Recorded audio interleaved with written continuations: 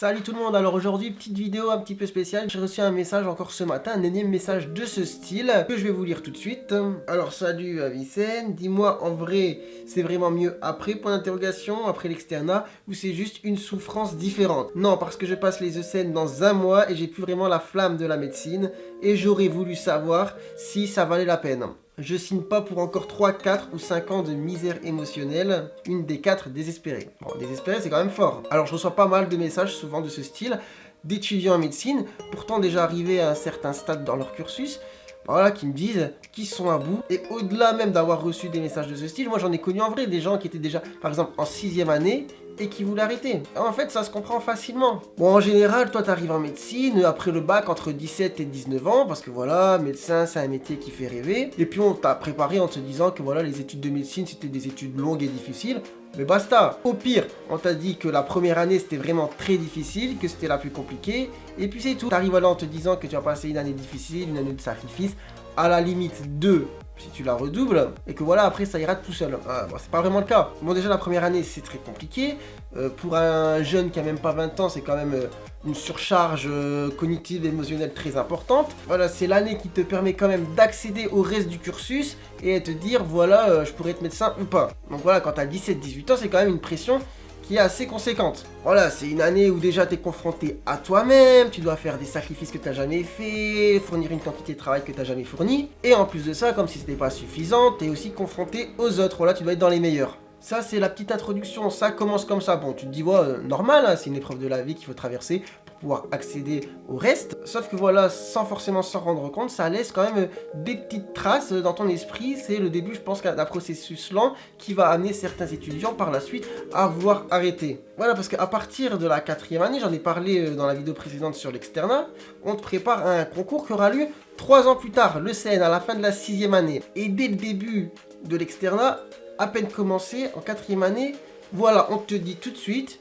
tu dois être dans les meilleurs. Donc forcément, bon, la finalité c'est quoi? C'est d'être bien classé au concours et de pouvoir prendre ce que tu veux. Mais ce qu'on dit pas forcément aux gens, c'est que t'as pas besoin d'être 10e sur 8000 pour avoir ce que tu veux. Et donc, voilà, tu commences une période importante dans ton cursus où tu dois commencer à apprendre à maîtriser des choses importantes en médecine, où toi ta préoccupation principale c'est pas d'apprendre le métier que tu veux faire, mais c'est d'être le meilleur. Alors forcément, il y en a certains qui s'y perdent, surtout que c'est une période quand même qui est assez longue.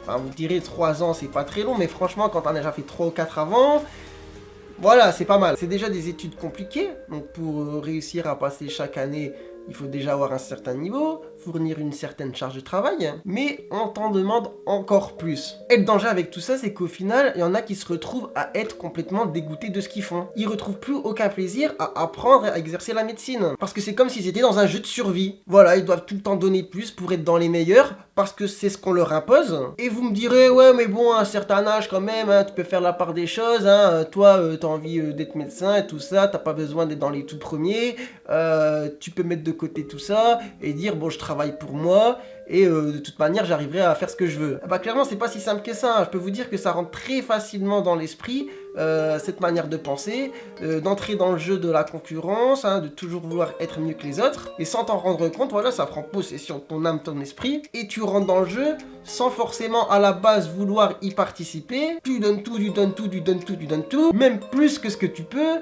jusqu'à t'en épuiser, jusqu'à être dégoûté de ce que tu fais, et du coup bah c'est quand même assez dangereux moi je trouve. Surtout que comme je disais, cet esprit voilà, de concours, de concurrence, il est tout le temps présent, hein. Comme il était présent en première année, mais après il revient à partir de la 4e année, où on te demande tout le temps d'avoir des meilleurs résultats que les autres, pour à la fin justement, quand tu passeras ton concours, être dans les meilleurs. Il faut savoir que pour préparer ce concours, tu peux accéder à certaines conférences, à certaines prépas. Pour accéder à ces conférences ou à ces prépas, il faut que tes résultats soient meilleurs que les autres. Donc au final, c'est un truc qui se termine jamais. Et du coup, bah forcément, t'as des gens qui s'y perdent, qui se disent, bah qu'est-ce que je fous ici? Moi, c'est pas ce que je voulais, je comprends pas ce que je fais. Et puis surtout que maintenant, vu que je suis interne, enfin je suis qu'un jeune interne, mais je me rends compte quand même déjà que cette manière de se préparer ne te permet pas d'être forcément dans les meilleurs après le concours. Je dis pas que ça te permet pas d'avoir les connaissances nécessaires suffisantes pour être un bon médecin, mais c'est juste que quand même il y a un décalage énorme entre tout ce côté théorique que tu prépares et le côté pratique.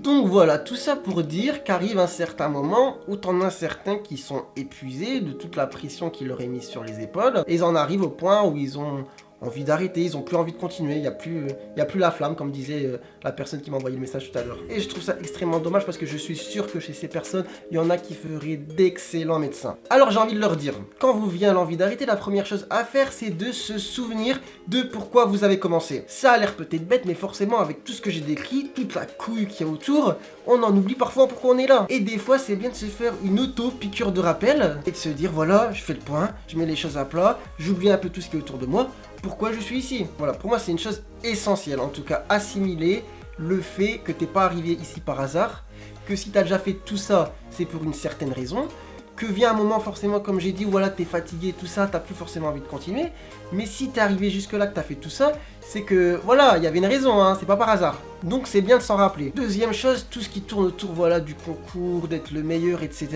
il faut savoir en faire abstraction. Alors voilà, si toi, t'as les capacités cognitives, en tout cas physiques, etc., pour jouer le jeu, être dans les premiers, etc., vas-y, fonce. Mais si tu sens que clairement, ça va être dangereux pour toi, ça va t'épuiser physiquement et mentalement, il faut en faire abstraction. Mais attention, il faut pas mal comprendre ce que je dis. Quand je dis faire abstraction de tout ça, ça veut pas dire devenir un glandeur et avoir des résultats de merde. Non, ça veut dire que tu vas travailler pour être le meilleur, en tout cas le meilleur pour toi, avoir les meilleurs résultats que tu puisses avoir, mais sans forcément être en comparaison avec ceux qui sont au-dessus de toi. Parce que voilà, il y en aura toujours des mecs qui sont au-dessus et qui sont inatteignables. Et quand t'es tout le temps dans le jeu de la comparaison, toi tu te sens merdique. Alors que vraiment c'est pas le cas. Et ça il faut se le rappeler, j'ai envie de te dire, moi si t'es en 4ème, 5ème ou 6ème année de médecine, y a rien de merdique chez toi. Y a pas beaucoup de monde, attention je dénigre personne, mais qui a forcément le niveau comme toi pour arriver là où t'en es. Donc voilà, il faut que tu fournisses une grande quantité de travail, normal, t'es en médecine, pour avoir des bons résultats,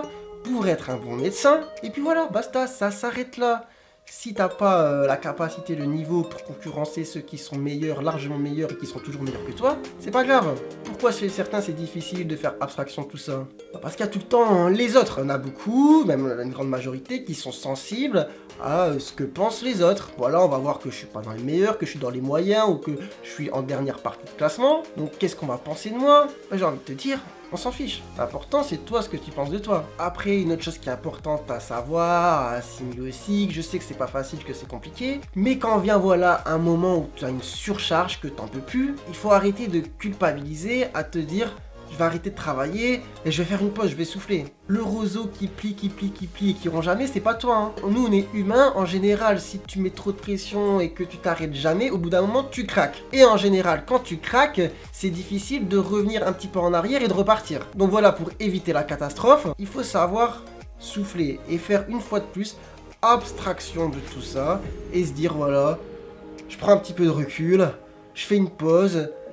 Parfois, t'en auras besoin dans ton cursus de faire une pause de 2, 3, 4 jours, parfois une semaine. Mais si tu penses que c'est nécessaire, commence pas à te dire « Oh putain, les autres ils sont en train de bosser, ils vont devenir meilleurs, je suis en train de redescendre, je suis en train de devenir nul. » Non, si c'est important pour toi, tu le fais. Parce que le jour où tu vas craquer, tu vas finir par avaler des cachetons, c'est pas les autres qui ont travaillé pendant la semaine où tu travaillais pas qui vont les bouffer à ta place. Hein. Donc voilà, c'est important de savoir s'épanouir dans la contrainte, c'est-à-dire avoir un cadre de vie quand même qui est bien réglé, savoir faire des sacrifices, de dire je vais pas abuser sur certaines choses, etc. Tout en sachant à côté, savoir prendre les temps qu'il faut pour construire son bien-être. Voilà, et t'as peut-être l'impression de vivre une période difficile, mais il faut savoir que des périodes difficiles, t'en auras maintenant, t'en auras après, et comme leur nom l'indique, ce sont des périodes, ça veut dire que ça dure un temps, après ça se termine. Il faut toujours avoir ça dans la tête, que se dire, là je suis en train de vivre un moment difficile, ça va passer. Et c'est ça qui est difficile, parce que nous, quand on est au fond du trou, on se dit qu'on va jamais en sortir. Or, c'est pas le cas, hein. Et ça, c'est important de le savoir. Et pour répondre du coup à la question que j'ai reçue, est-ce que c'est mieux après? Après, ça change pas, ça dépend de ta manière de voir les choses et de penser. Premièrement, le plus important, c'est de faire déjà le bon choix, et de pas te retrouver à faire quelque chose que t'as pas envie de faire. Après, si tu fais le bon choix, tu pourras être qu'épanoui. Forcément, à l'internat, il y a des maquettes, il faut faire certains stages qu'on n'a pas forcément envie de faire, même si on a pris la spécialité qu'on voulait. Bon, c'est tout. Si pendant 6 mois, tu te retrouves dans un stage que t'aimes pas trop, tu dis, comme j'ai dit, c'est une histoire de période, ça va durer 6 mois. Et au final, tu penses à la finalité, tu dis voilà, mon internat va se finir. Pareil, l'internat, c'est encore une période. Et après, voilà, basta, j'aurais fait ce que je voulais faire, je pourrais être fier de mon parcours. Et puis voilà. Donc bon, voilà, je trouvais que c'était important de parler de tout ça, parce que des étudiants qui en ont marre, qui sont fatigués, qui sont à bout et qui sont dégoûtés de ce qu'ils font, Il y en a pas mal.